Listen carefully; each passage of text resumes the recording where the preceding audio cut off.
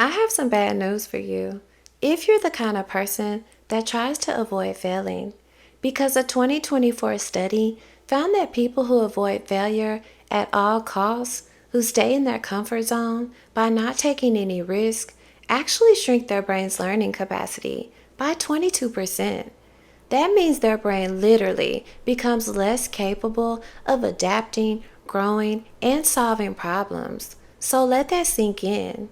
While most people are trying to prevent failing, your brain is actually wired to learn from it. Because deep inside your brain is a little known structure called the habenula. I call it the brain's built-in failure detector because when you fail or even expect to fail, the habenula fires and dopamine decreases, making you feel ashamed, defeated, or stuck. So you end up wanting to quit. But here's the thing. If you understand how this tiny structure works, you can hack it.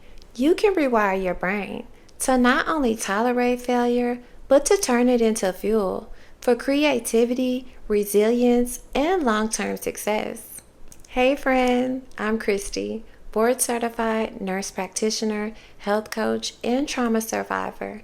This is Trauma Free, where I help you change your mind and change your life just like I did. And in today's video, we're exploring a side of failure you've probably never heard of before, using neuroscience, psychology, and real-world data. I'm going to show you how failure isn't just the end, it's the beginning towards long-term success, transformation, and mental resilience. So let's get into it. Failure doesn't just bruise your ego, it rewires your brain. That sinking feeling you get after a mistake or rejection, that's not just in your mind, it's in your nervous system, because at the center of all of it is a tiny but mighty brain structure called the habenula, which is tucked deep inside the epithalamus, near your brain's emotional control center. Think of your habenula as the brain's anti-reward detector. Its job is to track disappointment, detect patterns of failure, and update your behavior accordingly. Here's how it works. When you mess up, miss a deadline, hear no, or fall short of a goal, the habenula activates, and it suppresses dopamine, your motivation and reward chemical, essentially sending your brain a warning signal to stop because that didn't work. But you can hack this cycle by teaching your brain that failure isn't a threat.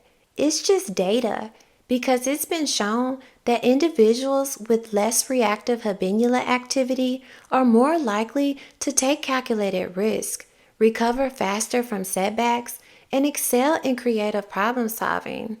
When your brain isn't stuck in hyper alert mode after failure, it becomes more flexible and willing to experiment. The habenula doesn't punish you to make you quit. It redirects you so you can grow. And the more you understand this mechanism, the more you can work with your biology and not against it.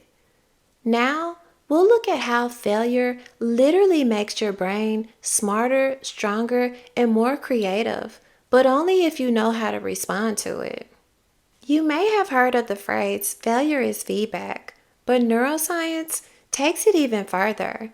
Failure is how your brain grows smarter, faster, and more resilient. So let me explain.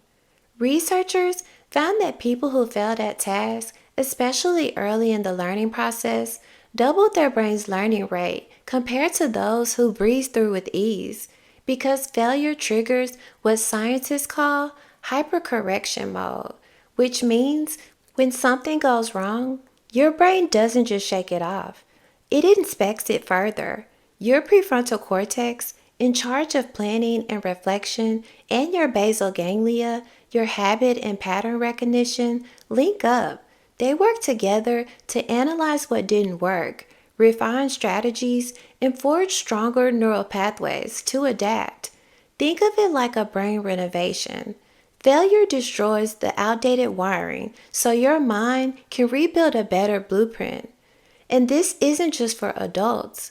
Studies show that children who struggle with math early on but keep going often outperform naturally gifted peers in the long run, because their brains became more adaptive under the challenges. And it's not just about learning new skills.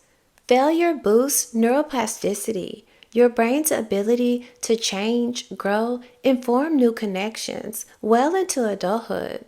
So every mistake contains a clue, every setback refines your system, and every no sharpens the path to your yes.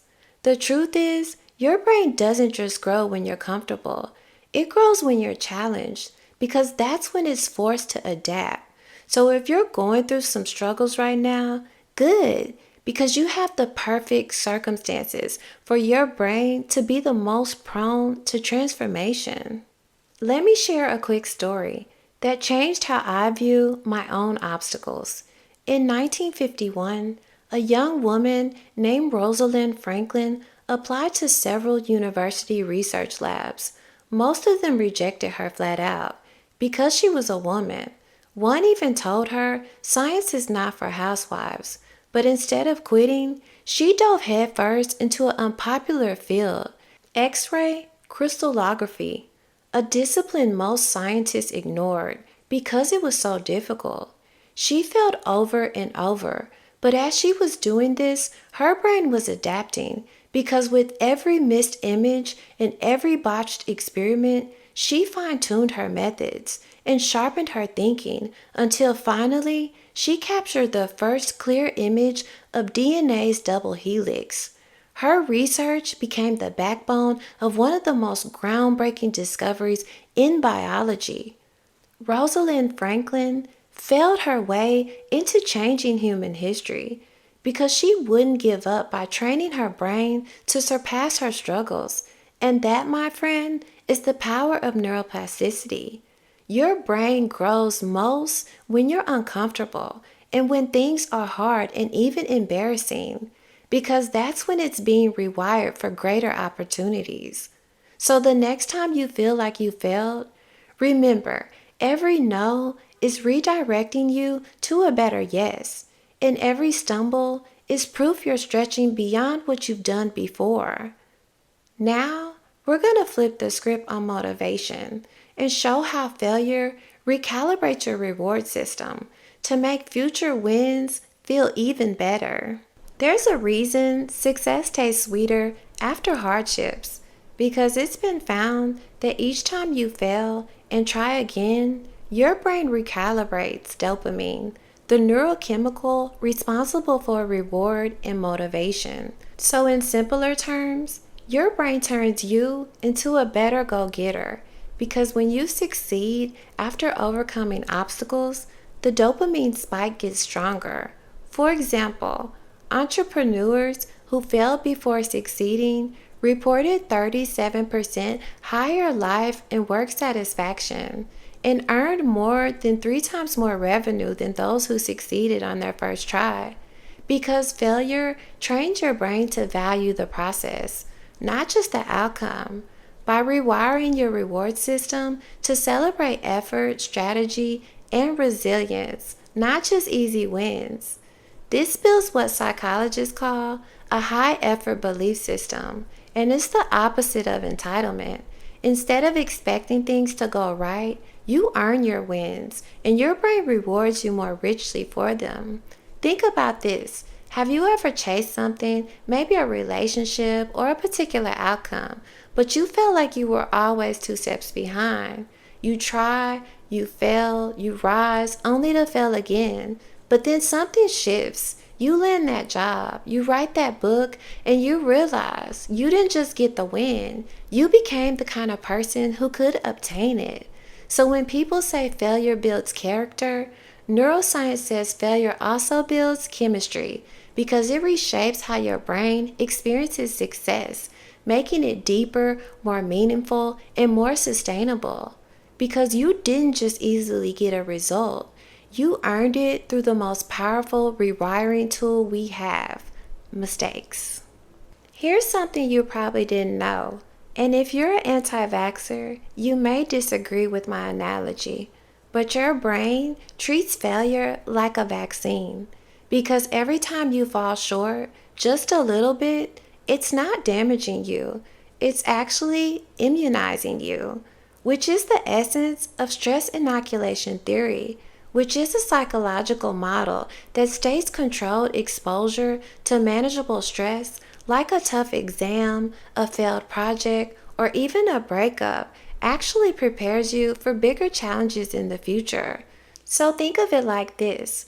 When your immune system encounters a small dose of a virus, it doesn't collapse.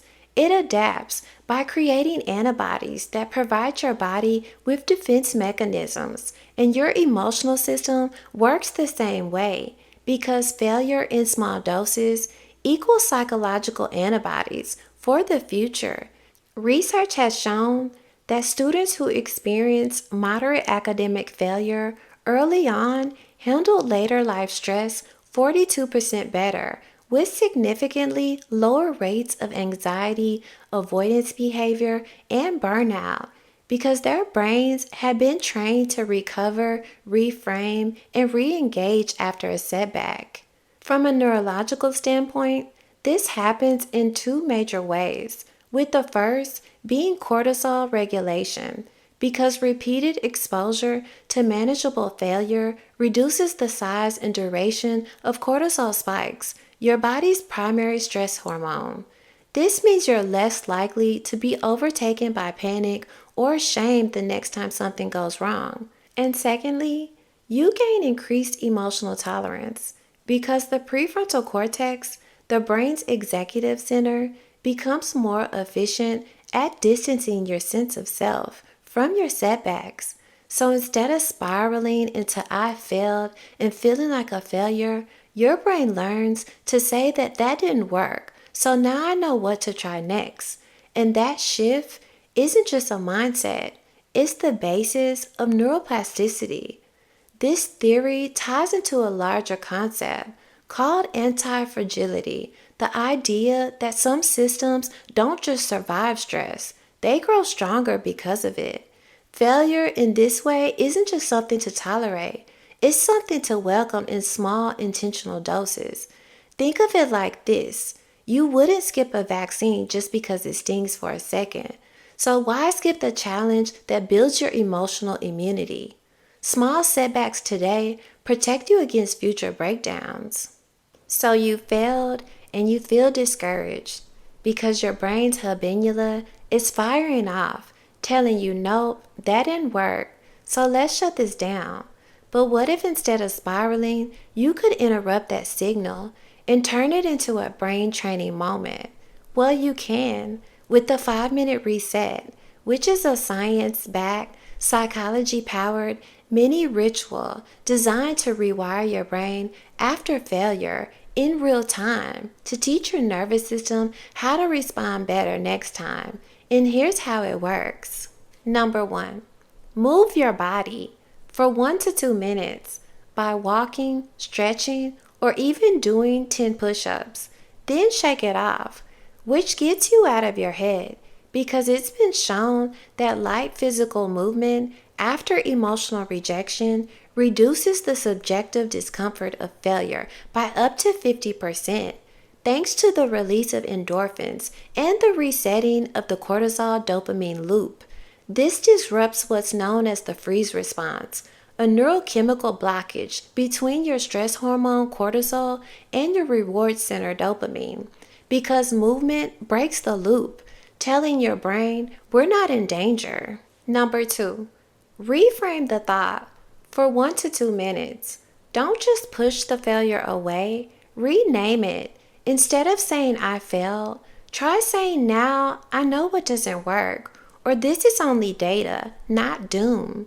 Because cognitive reframing, which is the cornerstone of cognitive behavioral therapy or CBT, has been shown to reduce avoidance behavior by up to 40% because the brain believes what you repeat. And when you reframe failure as feedback, your brain updates its threat response, shifting you into a mindset of learning, adapting, and evolving. Number 3, name the data. For 1 to 2 minutes, grab a notebook, your phone, or voice notes and write or speak what exactly did you learn from the failure. And be specific. Notating, did your strategy need adjusting? Did something feel off? Or did you blatantly ignore your gut?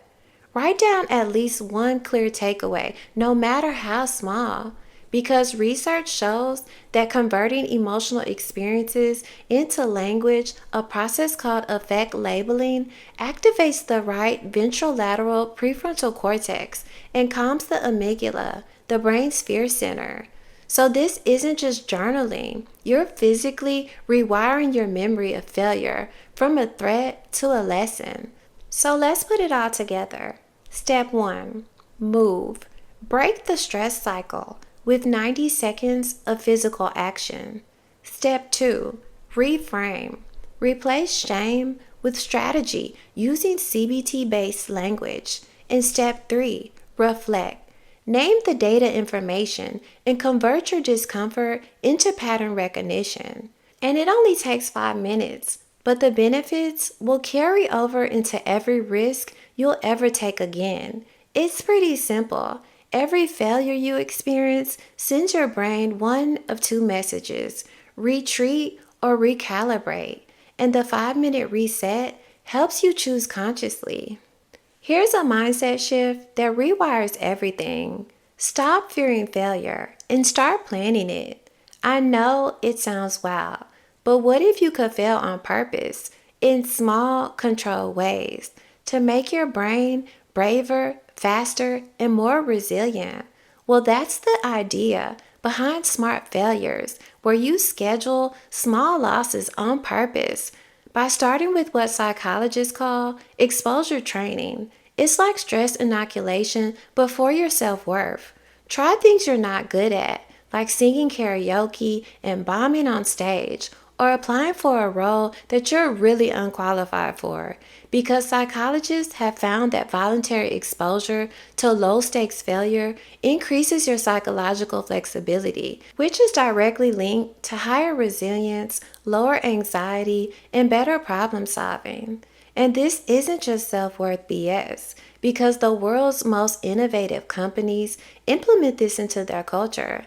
At Google X, the Moonshot Factory, engineers are encouraged to fail fast and do away with ideas early, because they know that repetition, not perfection, is where breakthroughs happen. Google's own team has said, if you're not failing, you're not learning fast enough. So if you want to make this practical for you, try choosing a short window, like 30 days, where you set a bold goal that requires risk, like in dating, by asking out 10 people. Some will ghost you, but one might be magic. Or in a business, pitch 10 ideas you wouldn't normally for an entire month, knowing that 9 will probably flop. But what you're doing here is hacking probability, because every failure gets you closer to breakthrough. Every no sharpens the pitch that finally lands a yes, and every awkward moment trains your nervous system to stay grounded under pressure, because every intentional failure rewires your dopamine system, shifting reward from outcome to effort. And in the prefrontal cortex, it enhances executive decision making under stress. In the amygdala, it reduces the fear of uncertainty.